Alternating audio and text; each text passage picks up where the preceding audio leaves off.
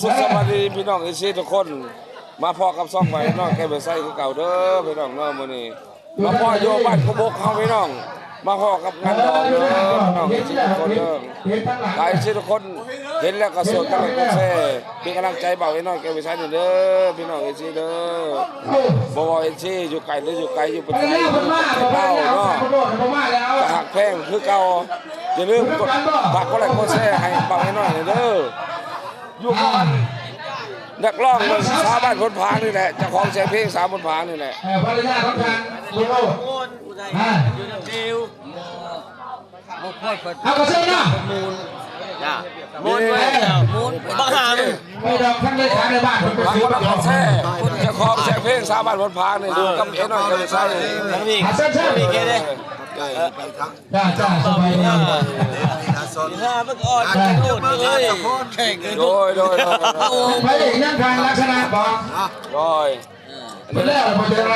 ครับโคศกกันละโดยมันเป็นลาดตะหัวได้บ้างทางลักษณะพ่อภรรยาบักขับผ้าไปหามาอื่นได้ทางมุดมาแล้วพ่อภรรยาเนาะเอาทางลักษณะอยู่ได้นี่อยู่ข้างหลังคนกับภรรยาของอะไรออกใช้ภรรยาเข้าได้สิข้างหลังว่าเขายิ้มดีแท้เจ้าเนาะภรรยาของทางยิ้มดีแท้เจ้าหันน้องสาวฮะ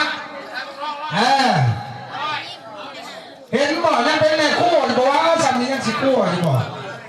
ภรรยาเห็นบ่สาวฮะอยู่ทางนั้นเห็นบ่คุยตาน้อยนั่นแน่วันนี้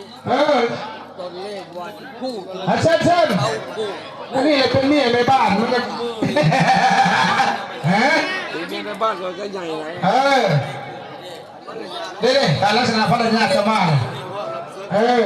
ใจดีมันก็จะมีก็ทดสอบเลยจะพ้นเลยได้ก็ได้เอาทานมโนดพ่อภรรยามาแล้วทานลักษณะพ่อภรรยาขอเส้นบรรดาทานแขกผู้เกียรตินั่งกับโต๊ะตั้งออกลงสารุกีนับการเพื่อเป็นสิริมงคลในแก่ครูสลดไม้วงดิถีของสดๆนะขอเสียงหนักห้องเขาในจังหวัดอาจารย์เลยมากับพวกดีบอลหรือ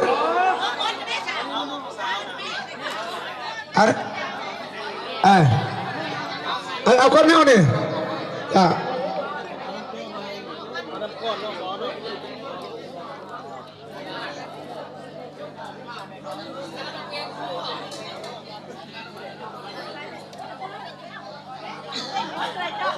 ไล่สดบ่ห้องเพลงไม่ได้เพลงเจ้าสาวพนผาง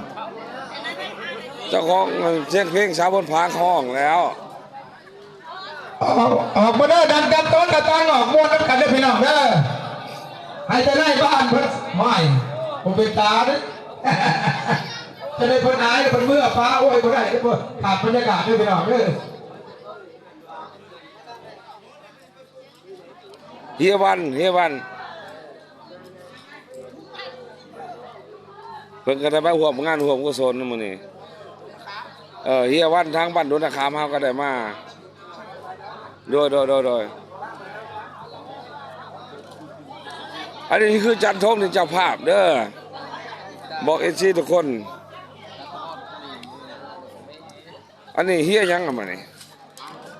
เฮียติงบอกเฮียติงเนาะยังบ่ทันมีครอบครัวโดยยังบ่ทันมีครอบครัวเพิ่นก็จะสร้างครอบครัวอยู่แต่มันยังบ่มีเพิ่นจะหาบ่ทันได้ฟ้าดอกเสาลูกไปโดย